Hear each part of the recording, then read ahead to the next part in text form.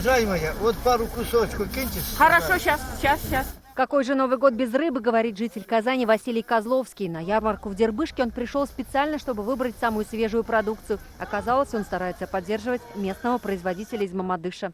Мясо есть мясо, а рыба есть рыба. И свежая, нажаренная, тушеная, и селедочка с лучком. Но большинство казанцев для новогоднего стола предпочитают брать гуся или утку с яблоками. Средняя цена 400 рублей за килограмм.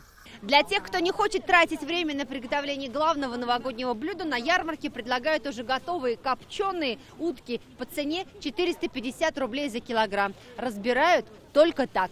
На полуфабрикаты перешел и фермер из Алькеевского района Руслан Сахапов. В сельхозбизнесе он всего год и уже успешен. К этой ярмарке вырастил больше 500 уток. Свободно выращивали на водоеме. Вот, кормили натуральными кормами. Пшеница, ячмень. Свою продукцию на ярмарку в казанский поселок Дербышки привезли жители Алькеевского и Мамадышского районов. На 63 машинах товар на 4 миллиона рублей. В отличие от магазинов, где цены с сентября пошли в рост, здесь островок стабильности. Только на ярмарке можно найти сахар за 42 рубля вместо магазинов 58.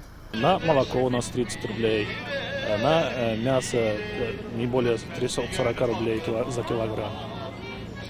На сахарный песок регулируется 42 рубля на сегодняшний день, на муку 25 рублей. Все разбирают, и пельмени, полуфабрикаты, колбасные изделия. Полностью закупиться к предстоящему празднику на ярмарке не получится. Мандарины и шампанское – товары не всегда татарстанского производства. Зато можно найти аналог пармезана из Бугульмы и все ингредиенты для холодца. Хвосты, сейчас куплю говяжьи ножки, свиные ножки.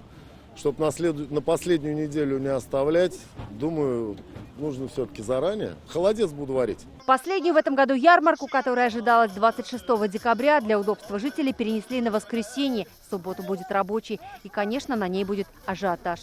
Юлия Гоглева, Ренат Сафин, ТНВ, Казань.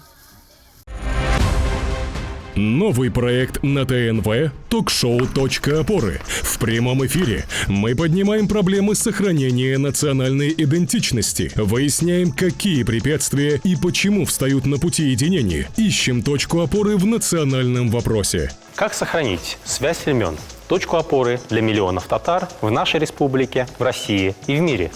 Точка опоры внутри каждого из нас, в семье, в друзьях, в родном народе. Точка опоры на ТНВ. По пятницам в 19:00.